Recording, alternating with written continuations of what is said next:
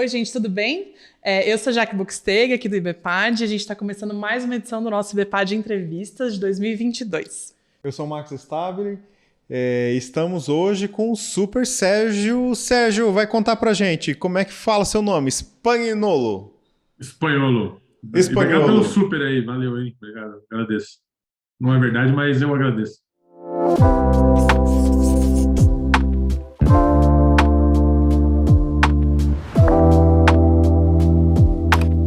É o Super Sérgio, vou repetir o Super Sérgio Espanholo. Sérgio, como é que um super empreendedor do jornalismo, responsável pelo núcleo, responsável pela Volt Data, como é que a gente chama nas suas várias super missões, Sérgio? Na verdade, o meu título é bem simples. Eu sou editor do Volt Data Lab e do Núcleo Jornalismo. É um cargo que eu me atribuo, assim, né? Eu sou empreendedor, tenho uma empresa, também sou fellow do ICFJ. O ICFJ é o International Center for Journalists, que eu faço projetos com ele. Inclusive, o projeto aqui que a gente vai falar do monitor nuclear, do Science Pulse, a gente fez com eles. Mas, em geral, eu sou um editor, assim, uma pessoa que costura as pontas ali no Volt Data Lab, né, que é a nossa empresa de serviços, e no Núcleo Jornalismo, que é nosso projeto de jornalismo mesmo, né, de mídia, né? Ô Sérgio, mas conta pra gente, você, assim, tá se definindo como editor, mas você fundou todas essas empreendimentos, né? Conta pra gente como é que foi essa trajetória toda, como é que você chegou até esse uso de dados, jornalismo de dados, empreendedor de dados no jornalismo? Bem, todo jornalista trabalha com dados em algum nível, assim, né? Desde o jornalista de cultura, de esporte, enfim. Eu trabalhava com finanças, né? Eu trabalhava na Reuters, no jornalismo financeiro, e eu cobria especificamente telecomunicações, mas lá na Reuters todo mundo faz um pouco de tudo. Mas a minha área era telecomunicações e eu gostava bastante de mexer com dados, e eu não tinha muito noção de programação, tabela, essas coisas, né? E quando eu saí da Reuters, foi mais ou menos na mesma época que o Snowden delatou lá o programa de espionagem dos Estados Unidos, e aí começou a se falar muito de jornalismo de dados. Eu falei, que doideira, o que é esse jornalismo de dados aí que eu vou atrás? E, enfim, e aí eu comecei a aprender mais, aprendi a programar, né? Fui para a área que vocês gostam aí, que é mais para o R também. É, e comecei a entender mais como essa dinâmica. E falou, pô, tá, tinha poucos projetos na época, isso era 2014 mais ou menos, né? Uhum. Tinha poucos projetos de jornalismo de dados no Brasil nessa época. Estava falando muito, tinha muitas pessoas explorando, estudando, mas não tinha nada muito prático. Tinha uma outra iniciativa, um ou outro jornalista. E aí a gente começou a. Aí eu comecei a explorar mais esse assunto, publicar alguns levantamentos, algumas análises e eventualmente levou ao Volt Data Lab, que a gente chama, né, uma agência de jornalismo de dados mesmo, né? Se eu não me engano, se não foi a primeira, foi uma das primeiras aqui no Brasil, né? E é uma que é bem colocada aí na área de jornalismo e comunicação. A gente atende muito o setor, o terceiro setor aqui também, né? Então a gente faz banco de dados, alguns serviços de consultoria e até alguns desenvolvimentos de aplicações também quando necessário, assim. Então a gente entrou bastante nessa área para dar capacidade técnica, basicamente, para redações e equipes de comunicação do terceiro setor. Ô Sérgio, como é que você aprendeu a programar?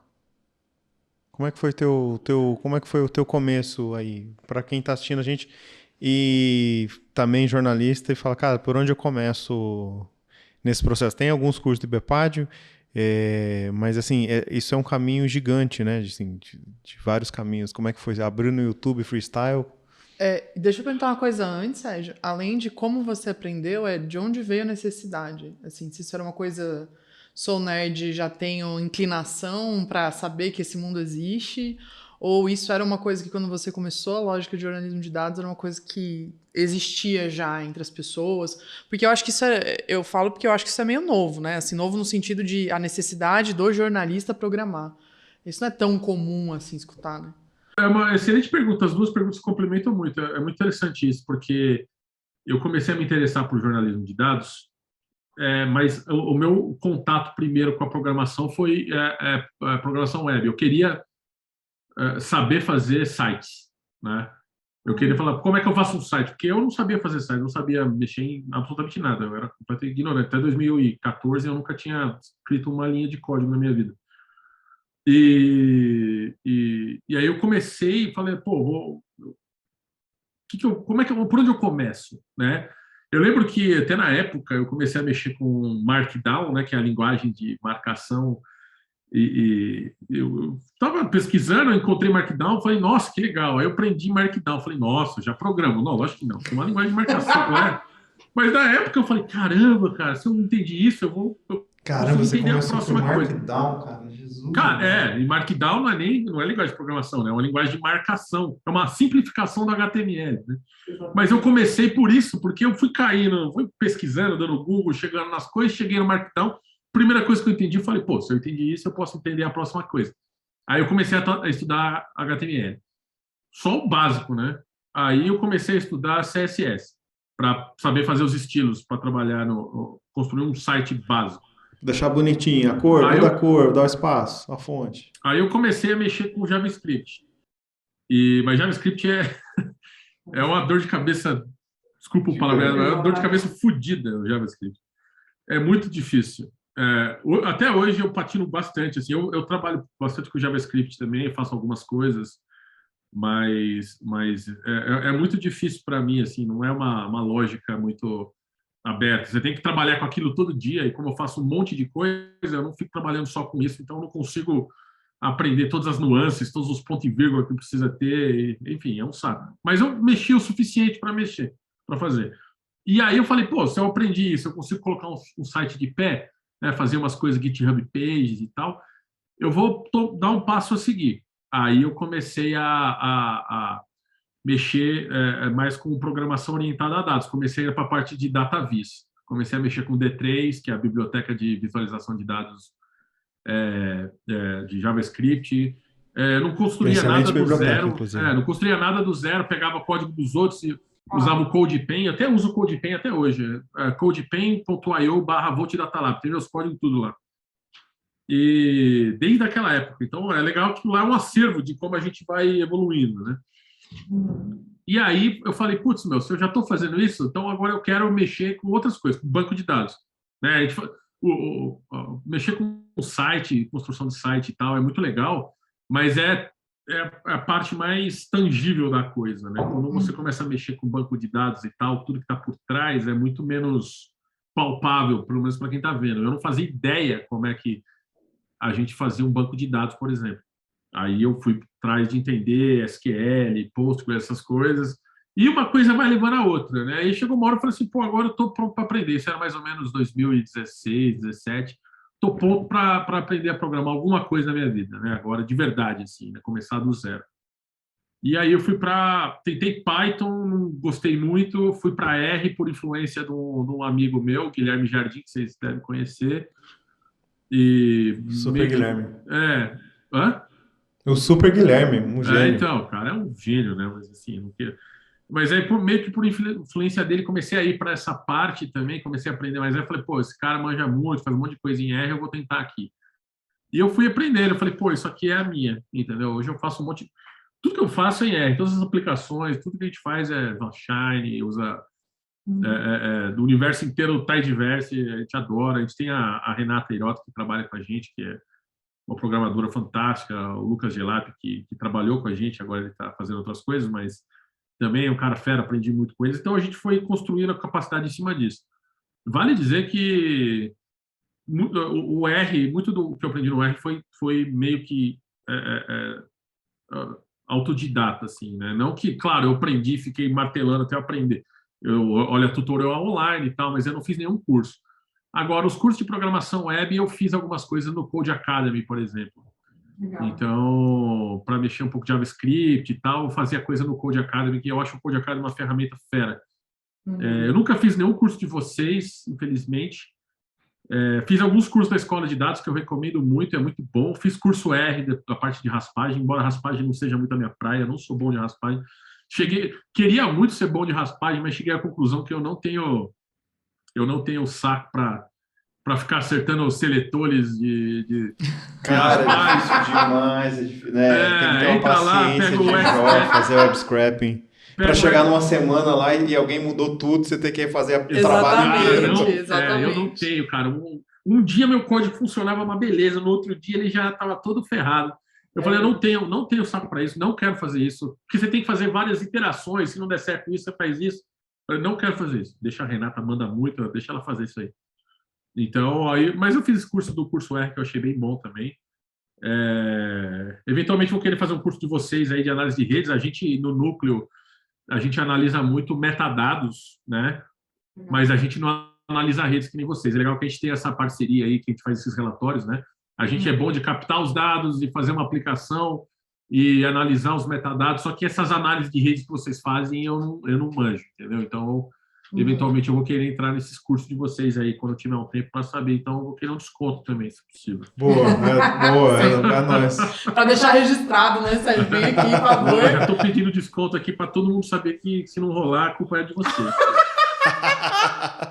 Pode deixar, tá registrado, ficou nos atos agora. Sérgio, mas assim, você estava mencionando muito desenvolvimento e programação agora, né, na sua experiência da Volt, nesses empreendimentos atuais que você está. Antes de você ter esse momento que você está, que é super focado em dados, você já conseguiu usar isso antes de alguma forma? Então, assim, você mencionou sua experiência na Reuters, que você curtia. Por que eu estou perguntando isso? Porque a minha questão é que nesses últimos quase 10, 8 anos aí que você mencionou, né, desde que você começou a se interessar em 14 até hoje e tal, muita coisa mudou, né, nesse universo. Tipo, dados que estão disponíveis mudaram, a forma de processar, os timings de jornalismo mudaram, a gente digitalizou absurdamente o jornalismo nos últimos anos. E aí eu digo jornalismo, mas a gente podia estar falando de produção de conteúdo, né? Não necessariamente só jornalismo. Então, a produção de inteligência, ela mudou muito. Como que você vê essas diferenças nos últimos anos, assim, de como você começou a se interessar por jornalismo de dados, enquanto em jornalismo na cadeira, de escrever sobre isso e tal, e hoje, para você estar nessa cadeira mais voltada para a inteligência, 100%, enfim, o que você acha que mudou principalmente para você? As ferramentas melhoraram muito, a acessibilidade das pessoas. Quando eu comecei a estudar programação, tinha alguns cursos orientados. Esse curso da Escola de Dados que eu falei foi muito importante para mim. Fiz em 2014 e abriu uma clareira na minha mente, assim, né? Minha mente era meio fechada para tudo. Eu fiz esse curso, falei, nossa, tem muita possibilidade. Então, os cursos melhoraram, a oferta de cursos melhorou, o acesso a tecnologias melhorou, as coisas são mais baratas, se não de graça. Antigamente era mais difícil, assim, né? Eu não tenho Excel na minha máquina, já tem muitos anos, assim, tem mais de uma década que eu não tenho instalado um Excel na minha máquina. Mas tinha uma época eu era proprietário deles, assim, né? Então, eu uso Mac, então era ruim de usar. Então, assim, as ferramentas melhoraram bastante. Em termos de métodos, assim, né? A gente faz reportagem até hoje. A gente não faz só aplicação, só banco de dados e consultoria. A gente produz reportagens também lá para o núcleo, né? E a gente consegue ver que o jornalista faz hoje em dia, ou consegue chegar muito perto do que os analistas de dados de grandes empresas ou de instituições de ensino faziam antes, né? O trabalho que o Daniel Mariani faz na Folha lá, que ele fez aqueles estudos do INEP sobre fraude no INEP, ninguém tinha feito isso aqui no Brasil ainda, e foi lá um jornalista e fez. Então, isso abre muitas possibilidades para o jornalismo, né? O estudo que o pessoal do Estadão Dados, na época que o Rodrigo Burgarelli estava lá, e o Guilherme Jardim também e tal, e a equipe do Estadão Dados fizeram, analisando o FIES, né, que eles ganharam até o prêmio ESSO, o último prêmio ESSO que teve com essas matérias, e enfim, dá para sair muita coisa legal disso, né, do jornalista começar a mexer com tecnologia de fato, né? E isso abre uma gama também para outros profissionais entrarem no jornalismo, né? O jornalismo, pelo menos no Brasil, ele foi muito fechado por um tempo, né? Era só a turminha que saía da faculdade de jornalismo e fazia... tinha que ser formado nisso. Até por um tempo teve essa reserva de mercado, que eu acho que é uma bobagem, né? Que é feito muito... Claro, eu entendo. O cara fez faculdade 4 anos de jornalismo lá, ele quer ter um espaço meio para ele, assim. Né? Vocês têm isso no direito, tem isso em outras profissões, mas acho que o jornalismo é uma profissão que pratica muito mais liberdade do que muitas outras. Eu acho que o acesso de outros profissionais é muito necessário. Assim, né? Então, nos últimos 10 anos, isso aconteceu bastante. Assim, o mercado se abriu, outros profissionais foram trabalhar lá, e as ferramentas melhoraram. Então, eu vejo eu vi um avanço muito grande nisso, né? Ficou muito mais fácil, né, Sérgio? Sim, ficou muito mais fácil você trabalhar uma base, ou tratar uma base, ou puxar alguma coisa, ou até visualização, enfim, a quantidade de aplicação online. Só para visualização, quando você começou a mexer no D3 lá atrás, era no D3 na unha, né? Assim, no JavaScript editando. Agora a quantidade, enfim, de diversas plataformas facilitou aí bastante. E falando das linguagens de programação especificamente, né, Sérgio, como você falou, assim, você usava coisas que estavam prontas, você está aí também criando um espaço de open source. Eu acho que com o tempo também a própria comunidade alimenta isso, né? Então, a gente tinha antigamente muita mania de inventar roda e, cara, com programação você não precisa, assim, você tem muita coisa feita, tem muita coisa pronta. Essa é a grande sacada, né? Claro, às vezes é legal você criar o seu próprio negócio, mas ninguém parte do zero, ninguém vai abrir sei lá, pelo menos eu tenho dificuldade de enxergar isso na minha área, assim, né? Ninguém abre um código do zero. Vamos começar do zero aqui. Né? Sempre tem um monte de coisa já pronta que você pode usar, nem que seja bibliotecas antes. Lógico, você vai abrir um documento, né, um arquivo .r ali, você vai começar do zero, mas muitas daquelas coisas já estão prontas ali, aqueles pacotes, aquelas bibliotecas, aquelas coisas já estão embutidas ali, né? Então, muita coisa boa já foi feita por quem até manja mais do que os jornalistas. Só que o jornalismo, né, é o cara, a mina, né? Os jornalistas são as pessoas que vão conseguir fazer alguma coisa com aquelas informações para o público em geral, né? Interessante que os estatísticos, os econometristas, os jurimetristas, eles fazem uma coisa muito específica para a área deles e, enfim, e às vezes eles não conseguem extrapolar. O jornalista é o cara que vai ver uma pauta naquilo lá e vai conseguir tirar um conhecimento para o público alvo dele. Então, isso é legal. O jornalista começar a entender o dado e começar a tirar coisa disso. Eu vejo muita gente boa trabalhando, tirando pautas de dados públicos que, obviamente, às vezes os funcionários públicos, por exemplo, não conseguem enxergar.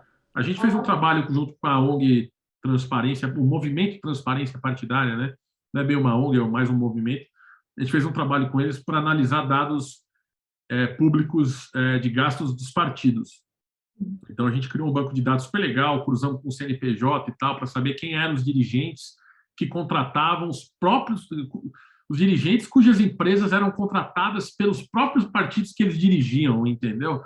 E, tipo, isso aí, um técnico do TSE que quisesse fazer isso, ele até conseguiria, mas o cara tá lá programando uma aplicação, fazendo API eleitoral, sei lá o quê, e eles não vão fazer. Então, a gente foi lá e fez isso, e foi legal porque até autoridades do Ministério Público e tal quiseram olhar esses dados. Então, saiu na imprensa e tudo, né? Então, a gente consegue dar um significado para muitos desses dados aí, que às vezes eles ficam escondidos ali. Eu tenho a sensação de que quando o jornalismo entra, Sérgio, a gente começa a focar mais no fim da inteligência do que no meio, sabe? Porque a impressão que eu tenho, assim, olhando, por exemplo, equipes mais técnicas de programadores e tal, putz, você quer ver o quão lindo seu código roda, sabe? Você quer o parâmetro estatístico absurdo. Assim, eu acho que você falou uma coisa muito importante. O jornalismo traz da tradução, que é muito bem feita, só que traz um timing também diferente, né? As coisas são feitas mais rápido, pô.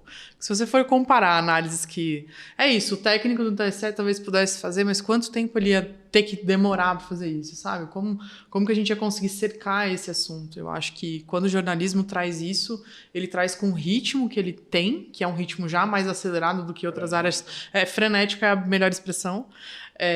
E ele traz também com foco no fim, né? Com foco no valor que isso vai ter depois, na tradução que isso vai ter depois. Eu acho que isso faz muita diferença, assim, para análise de dados, né? Mas também traz mais risco também, né? Quando você faz um negócio muito rápido. você corre o risco de colocar o carro na frente dos bois ali, né? E às vezes escrever alguma bobagem, né? Sabe a impressão que eu tenho? É que esse risco é maior quando a gente não especifica as perguntas direito, sabia?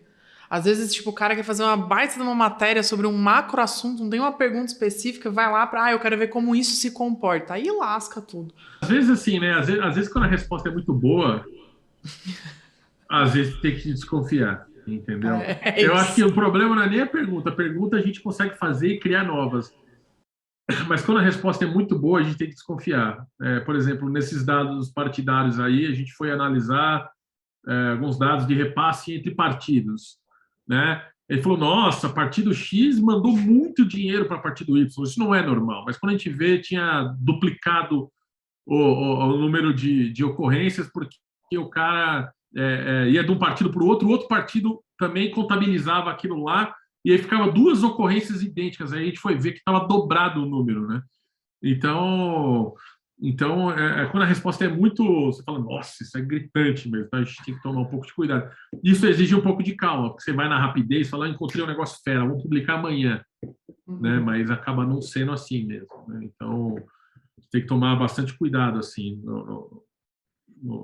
na avaliação que a gente faz, né? Super. Sérgio, falando agora um pouco do núcleo, conta pra gente sobre o núcleo, como é que vocês estão, assim, vocês têm feito matérias super legais, importantes, algumas relevantes, até trazendo à luz coisas, aquela do Telegram e da venda de armas, né? Eu acho que foram vocês que trouxeram isso, né? Primeiro a trazer isso, essa pauta. Como é que é o núcleo? Como é que vocês estão organizando? E assim, é o primeiro veículo ou o único veículo especificamente sobre que fala, a pauta toda é sobre a importância das redes sociais na nossa sociedade, que não é pouca coisa, né? Tem muito mais coisa para falar do que eu imaginei quando a gente criou isso, né? Quando a gente criou o núcleo, porque a gente lançou o núcleo, era bem no comecinho, né? 2000, janeiro de 2020, até antes da pandemia, a gente lançou o núcleo como um site que a gente queria publicar análises com dados públicos ou com dados de redes sociais. A gente queria fazer um trabalho de jornalismo de dados puro e simples ali, né? Então, que viesse legal, que pudesse envolver análise de dados, a gente queria fazer.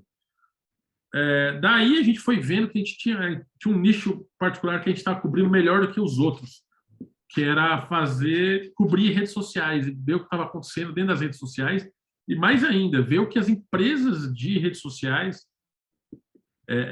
estavam trazendo, né, ou fazendo na sociedade. E a gente acabou afunilando o nosso foco para falar especificamente sobre o impacto das redes sociais na vida das pessoas. E surpreendentemente, tem muita coisa para falar, né? A gente fala desde as coisas mais óbvias que as pessoas já sabem que a gente faz, então a gente fala sobre os memes que estão bombando, a gente tem a nossa newsletter, o Garimpo, né? Que fala sobre o que está acontecendo nas redes sociais, os memes, os assuntos legais, no Twitter e outras redes, TikTok e tal. Essa é uma coisa mais óbvia.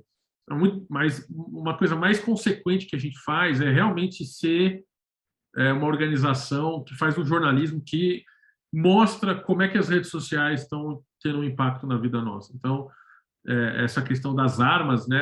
Tem um movimento armamentista nas redes sociais muito forte, criado desde a eleição do Bolsonaro e desde essa flexibilização de acesso às armas aí por decreto que ele veio criando nos últimos anos aí, né?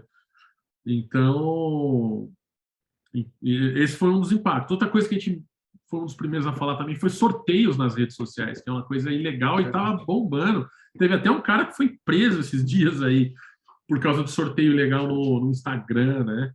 A gente também explicou, por exemplo, com o estudo do Internet Lab, como o WhatsApp ajudou a mudar o debate político. Também vimos uma tendência de migração das pessoas para o Telegram, da direita para o Telegram, né, no começo do ano passado, né? O Manual do Usuário, aos fatos, já tinham feito uma coisa nessa linha e tal, mas a gente foi mais a fundo com dados e tal, né? Enfim, a gente tem essa pegada de vamos falar o que está acontecendo por trás dessas redes, né? O impacto que isso tem. A gente fez uma matéria agora sobre o Getter, basicamente mostrando que eles estão fazendo propaganda ilegal para o Bolsonaro, né? Vai contra a lei eleitoral, saiu semana passada. Então, a gente está sendo quase um fiscal do que está acontecendo ali. Obviamente, a gente entra em contato com as redes sociais, não é nossa intenção antagonizar redes sociais, né? Algumas organizações jornalísticas por aí têm o objetivo de ser jornalismo adversarial. Não sei nem se essa palavra existe em português, mas em inglês eles falam adversarial journalism, que é o cara que vai brigar com quem está no poder e tal, e quem é o status quo.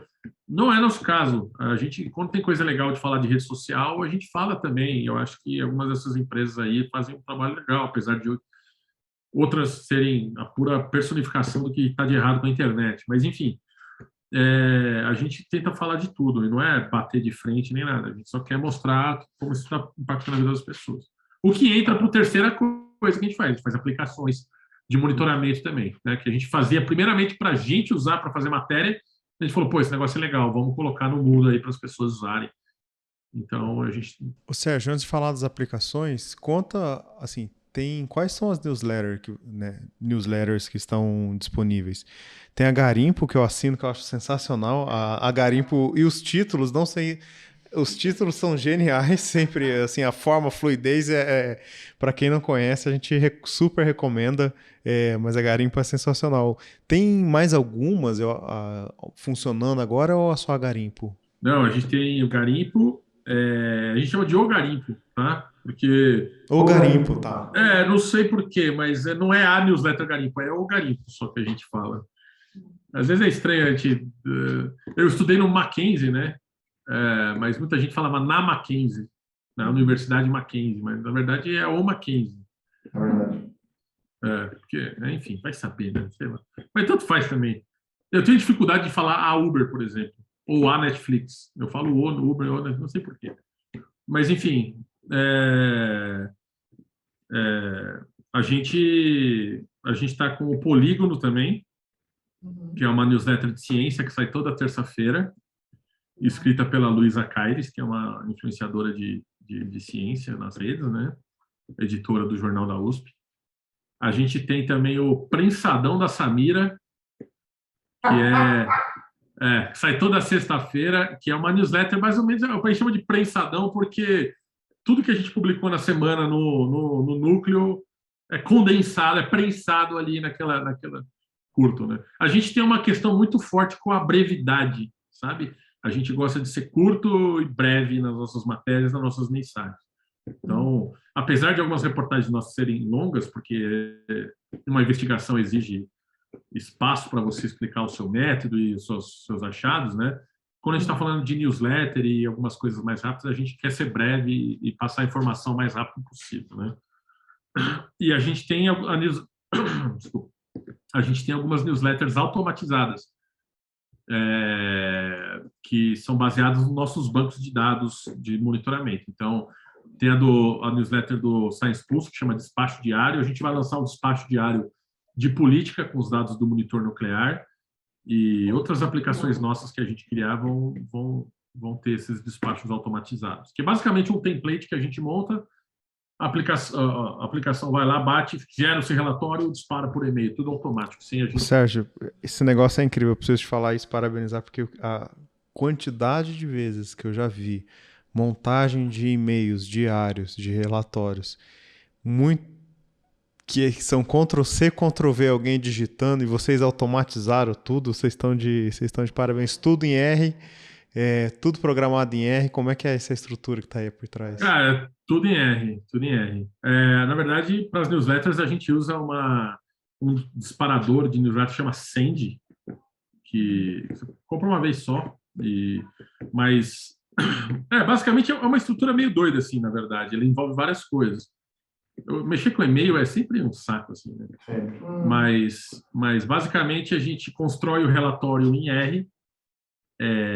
A newsletter é montada a partir dos dados que vêm do nosso banco de dados. A gente usa Postgres, né? Então, o nosso código de R vai no nosso banco de dados, puxa as informações de lá, monta o relatório, manda via API para o Send e dispara via cron job, que já estava montado, né? Então a gente tem É uma arquiteturazinha, assim, parece mais complexo do que é, mas funcionou bem. Quem montou isso aí para a gente foi o Renato, o Lucas, o Felipe, o pessoal que trabalha com a gente lá. E Mas tem dado bem certo. Quantidade de postagens, qual foi a postagem mais com maior interação, a com menor interação, a média da semana, comparação com a média do mês passado, todo esse fluxo já automatizado, como qualquer relatório. Muita gente já fez um relatório disso no R, mas que foi para uma newsletter com um texto bonito, com uma formatação bonita e disparado. E em que momento que entra aí curiosidade? Tem alguma, acredito que sim, em que momento entra alguma revisão, alguém dá uma olhada? Nas newsletters automáticas, não. Mas, vale dizer, o Garimpo e o Prensadão e o Polígono não são automatizados, tá? Essas são feitas pela gente, tem jornalista fazendo isso e tal, né? Mas apesar de a elas... gente usar o mesmo sistema, a gente usa o mesmo tá. sistema. Ótimo. Mas elas não são automatizadas, né? Não tem um template construído. Mas o risco para a gente é muito baixo de automatizar a newsletter, porque a gente não está pegando qualquer informação na internet. A curadoria já vem antes, né? Esse despacho diário, essa newsletter automatizada de ciência que a gente tem, veio de uma pré-seleção de perfis que a gente já monitorava, então não tem... Se a gente acha que a pessoa estava divulgando fake news ou plagiando alguém, a gente tira essa pessoa e ela não vai aparecer lá. Então, às vezes acontece, né, de sair o cara falando, um cientista falando de BBB, que não tem nada a ver com ciência, né? Aí sai lá, isso acontece mesmo, mas é muito raro, a gente não teve nenhum incidente assim de sair, sei lá, pornografia ou alguém xingando alguém ou ameaçando de morte. Essas coisas não acontecem porque a nossa pré-seleção já está feita, entendeu? Então o risco para a gente é mais baixo dessa automatização. A curadoria já foi feita antes, né? E eu acho que nos últimos anos, falando especificamente desse assunto de ciência, esses perfis profissionalizaram muito mais também, né, Sérgio? Na discussão de ciência mesmo, nos perfis oficiais desses cientistas, por exemplo. Porque uma coisa era antigamente, tal, quando você falava, sei lá, você tinha seu perfil no Twitter e você falava sobre BBB. Outra coisa é hoje, que a gente está num embate científico absurdo e a gente precisa, né, de vozes científicas que falem sobre os assuntos cotidianos. E esses cientistas têm se posicionado muito bem, né? Não estão misturando as coisas. Não pararam de misturar as coisas, é isso, assim. Entenderam que eles viraram influenciadores, sim, influenciadores no sentido de fontes, né, de informação e fontes relevantes de informação. Sim, cresceu muito, né, o segmento de influência, mas eu estava vendo hoje que deu uma saturada, né? A gente estava vendo a quantidade de posts de ciência e tal, e deu uma caída boa, assim, desde meados do ano passado até aqui já e tal, né? Então, mas mesmo assim, né, tem muita coisa interessante acontecendo, né? A única coisa assim, não é só Covid que existe, né? Claro. Ciência, tem muitas coisas legais e a gente quer ampliar esse escopo, sair também é só não publicar só de Covid, ver outras coisas na área de ciência. Não. E eu acho que é uma iniciativa muito legal, Sérgio, de colocar o cientista no foco, né? Isso, assim, por mais que a gente tenha... É isso, a gente está pegando na fonte mesmo, e vocês estão distribuindo, democratizando essa informação de um jeito que não passa por vários filtros antes, né? Vários filtros que a gente tinha, intermediários, lógico que o Max sempre fala de intermediação, de informação, de plataformas e tal. É você literalmente em quem está produzindo sobre esse assunto e escutando essa pessoa.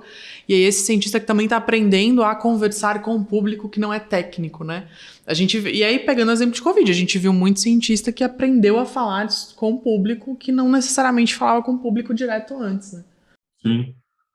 Os cientistas tiveram que aprender na pandemia aí, né? Aprenderam. A questão é que muitos cientistas ficaram muito grandes, assim, né? Então agora eles têm que continuar produzindo conteúdo. Eles conseguiram um status de influência, né? O que tem que ver se é ideal ou não é também, né? Você é um cientista ou você é um produtor de conteúdo de redes sociais, né? Ou só um influenciador. Chega uma hora que a pessoa fica tão notória, tão grande, que ela vai ter que começar a escolher, né?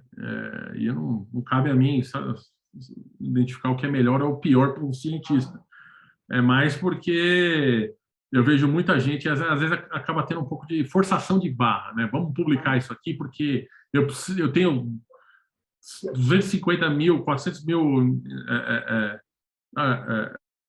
seguidores e eles esperam que eu publique algum conteúdo E eu preciso publicar um conteúdo porque muitos desses caras começaram a ganhar dinheiro com isso, a pagar o sustento deles, e a gente sabe que a bolsa de cientista no Brasil é uma porcaria, né? Foi cortada também, né? Inclusive, então ganha mal mesmo enfim, então ele está virando uma fonte de sustento. Então a gente tem que entender também o que está acontecendo aí nesse cenário pós-pandemia, como é que isso vai ficar, né? Eu tenho visto alguns posts bem forçação de barra, hein? Entra muito na política também, o que é ok também entrar na política, mas enfim, entender como é que essa dinâmica está acontecendo aí por trás, né? Ô Sérgio, conta pra gente das aplicações. Acho do lado de cá a nossa curiosidade e admiração é que são aplicações quase todas gratuitas, aplicações com códigos abertos, não é isso? Ou era até algum tempo com códigos abertos, e eu já te disse isso pessoalmente, por privado, que são ideias geniais, né? Assim, algumas coisas que são simples, que você pode falar, putz, por que eu não pensei nisso antes, né? Então fica a nossa admiração aí por várias dessas iniciativas. Conta pra gente quais são essas aplicações, como é que vocês colocaram elas de pé, como é que foram o start aí disso? A gente tem várias aplicações, né? Todas baseadas no que a gente chama de social listening, escuta social, né? Meus cachorros fazendo bagunça animada. Todas baseadas em escuta de redes sociais. A gente começou pelo Twitter primeiro, né? E depois a gente está expandindo agora para outras redes. Nós estamos monitorando TikTok, estamos lançando um monitoramento de Telegram, Instagram, Facebook também, ampliamos. Então, a gente começou com o monitoramento de políticos primeiro, de engajamento de políticos. Criamos uma aplicação para isso. Depois criamos uma aplicação para a curadoria de ciência, principalmente por causa da pandemia, com o apoio do ICFGA. Continuamos o desenvolvimento de políticos nossos, tanto que o nosso principal produto agora de aplicação é o monitor nuclear, que é o nosso monitoramento de políticos, que a gente está sempre melhorando e construindo em cima dele. Lançando também um sobre a guerra na Ucrânia, por exemplo, que acompanha mais de 200 perfis de fontes com credibilidade sobre a guerra na Ucrânia. Chama Global Conflict Monitor, que a ideia também, eventualmente, a gente falar de outros conflitos, porque tem várias coisas acontecendo. Tem um conflito horrível acontecendo na Etiópia também, que ninguém fala, mas humanitariamente mais catastrófico do que o que está acontecendo na Ucrânia. Não que lá não esteja acontecendo um desastre humanitário também, está acontecendo, mas tem outros lugares do mundo também que precisam de atenção, então a gente quer ampliar esse monitoramento para outras áreas. O que a gente está construindo agora é uma ferramenta que vai ter um input do usuário para ele colocar, ou ela, colocarem suas contas de Twitter e a gente apresentar um perfil de como que a sua conta é estabelecida, né? Então você vai saber sua taxa de engajamento, quantos seguidores você tem em comparação aos outros, enfim, a gente vai fazer um profile assim de como a sua conta está atribuída ali, né? E uma questão que a gente tem que tratar é a privacidade. A gente não quer captar dados dos usuários, mas vai precisar captar alguns dados para fazer isso, porque se eu quiser comparar a Jaque com o Max, eu vou precisar ter algum dado deles que eu possa comparar. Então, a gente vai anonimizar esses dados. Então, é toda uma complexidade maior aí para fazer essas coisas, mas a gente quer lançar isso em breve. E a gente está lançando uma aplicação agora, inclusive ficou pronto esses dias, que a gente vai apresentar nos Estados Unidos, que é o monitoramento de políticos americanos para as eleições desse ano e pensando também nas eleições de 2024 lá. Uau, é o monitor nuclear dos Estados Unidos. Chama Political Pulse US. Political Pulse US, legal. Então a gente está fazendo com a ICFGA também, estamos acabando, pegando feedback com alguns jornalistas americanos e vamos lançar uma aplicação em inglês lá para o mercado americano e ver como é que isso acontece. Tudo que a gente está oferecendo agora é de graça, porque a gente tem o apoio do ICFGA e tal, mas eventualmente a gente vai precisar viabilizar isso financeiramente, né?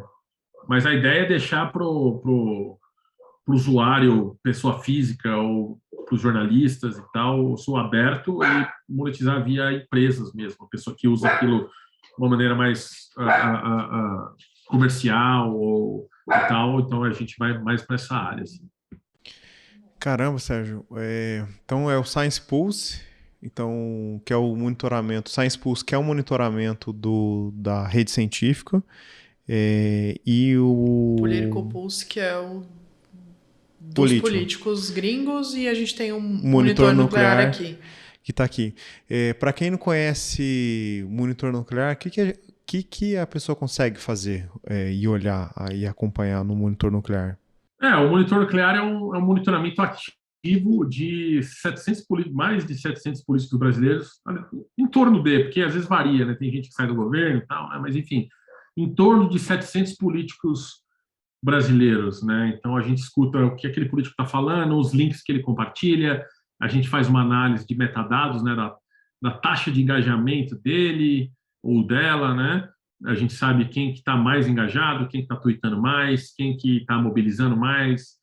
A gente quer, tomara que com a ajuda de vocês, começar a fazer análise de articulações que vão ser, enfim, auto-atualizáveis ali. Tudo que a gente gosta de fazer, a gente gosta de que a coisa se atualize, né? Em vez de fazer manual. Tem muito valor no estudo e na análise manual, né?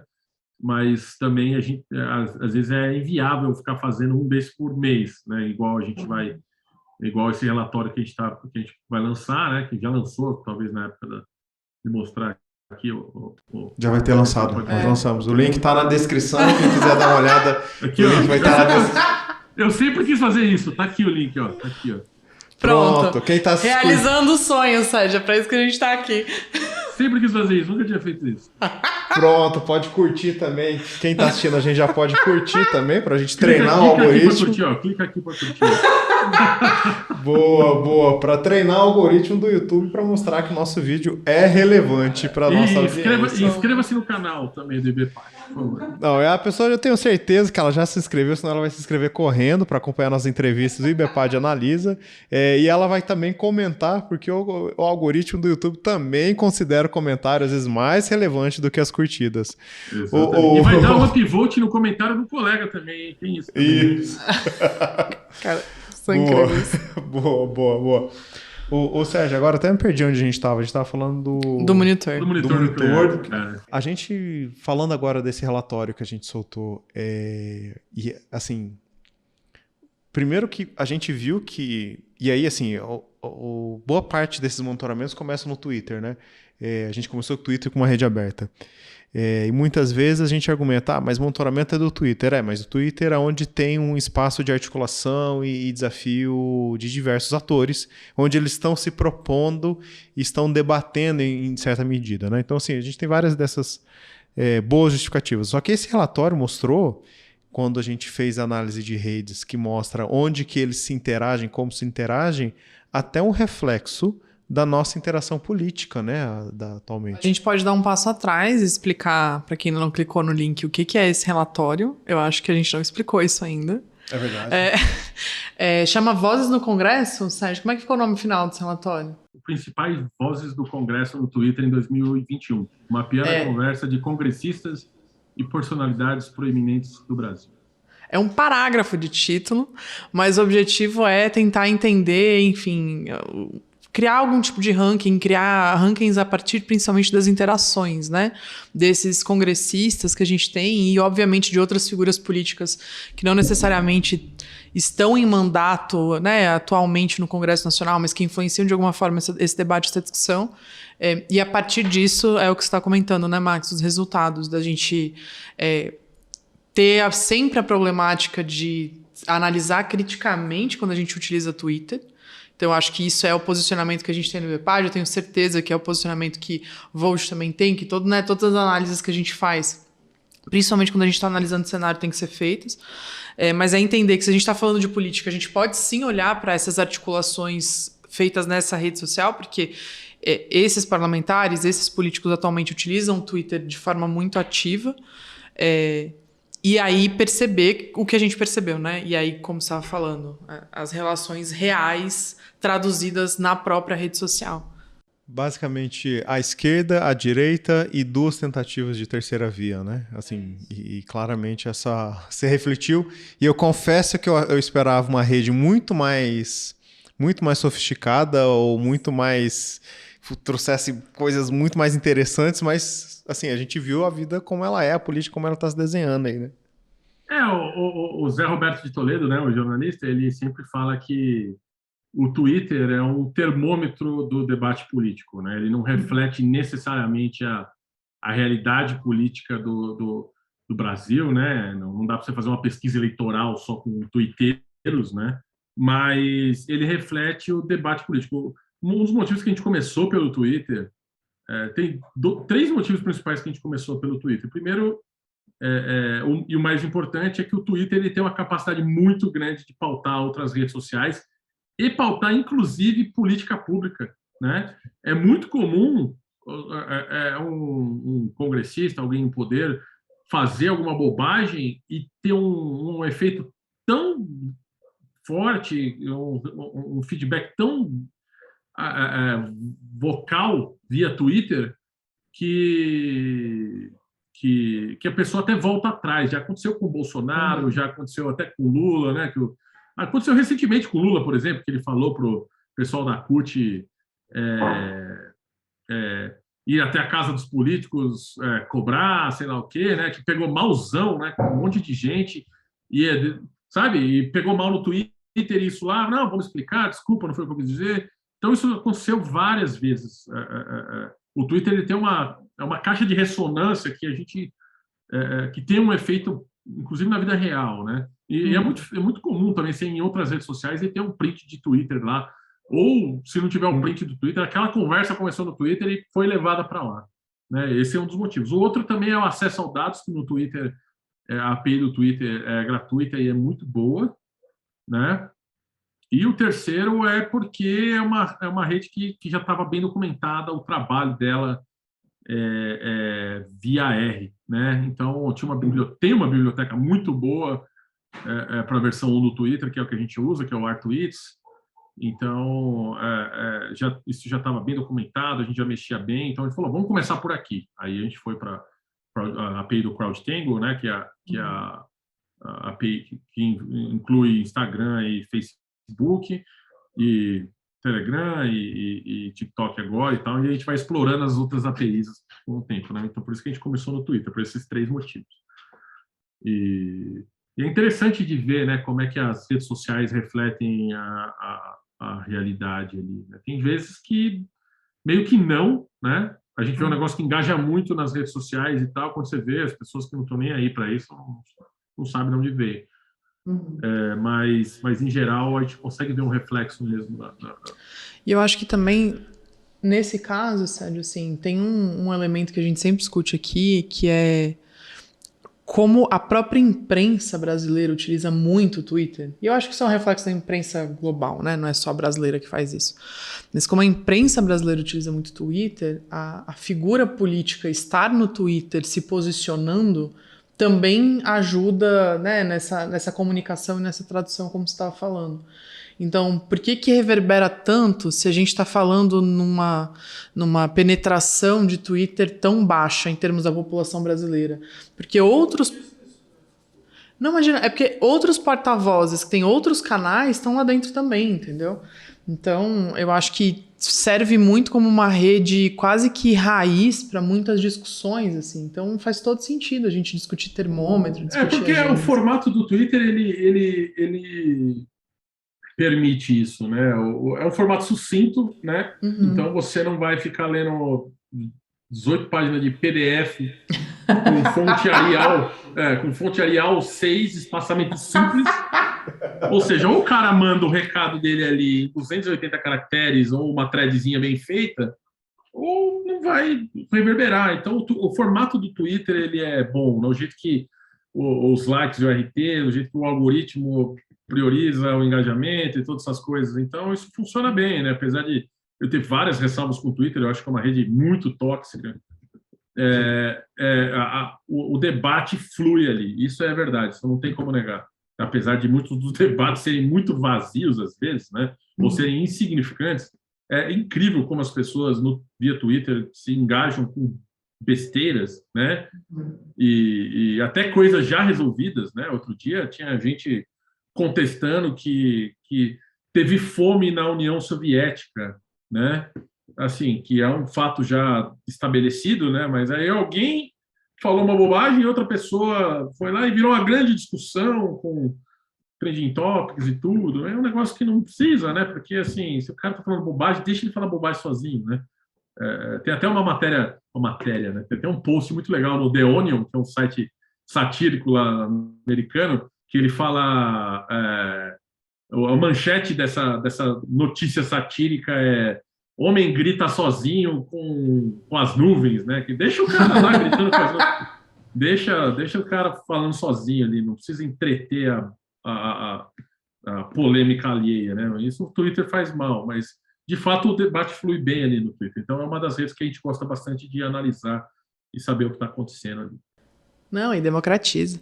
Esses dias a gente estava procurando posicionamento de Ministério de Saúde sobre Covid e o Ministério da Saúde do Haiti não tem perfil no Twitter. A gente estava usando o Twitter para ver isso, né?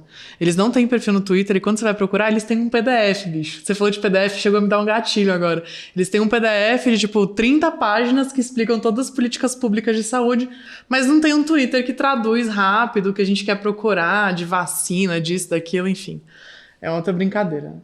Pois é interessante de reparar como o poder público usa e como os políticos, né? Por isso que a gente fez isso, né? Como é que os políticos usam o Twitter também, né? Então, tem sido uma experiência interessante, assim.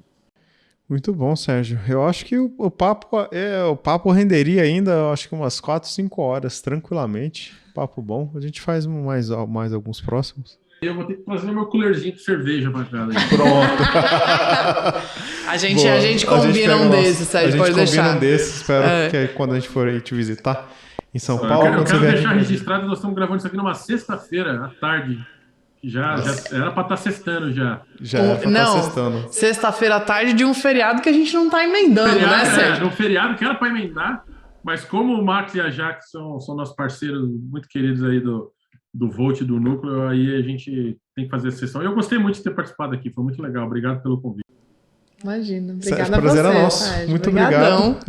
Muito obrigado. A gente está aqui fazendo essa série de entrevistas do IBEPAD, explicando e montando um pouco onde é que a gente usa dados e sai às vezes desse achismo das várias atividades nossas, né, do velho achismo, etc., e usa dados para alguma evidência. Acho que você tem feito um trabalho gigante para contribuir com isso. Muito obrigado, a gente super agradece. Obrigado, eu que agradeço. Obrigado, Jaque. Obrigado, Max. Pessoal, então, muito obrigado quem acompanhou a gente. Não se esqueça de se inscrever no canal, curtir o nosso vídeo, para estar informado das nossas próximas entrevistas. Muito obrigado.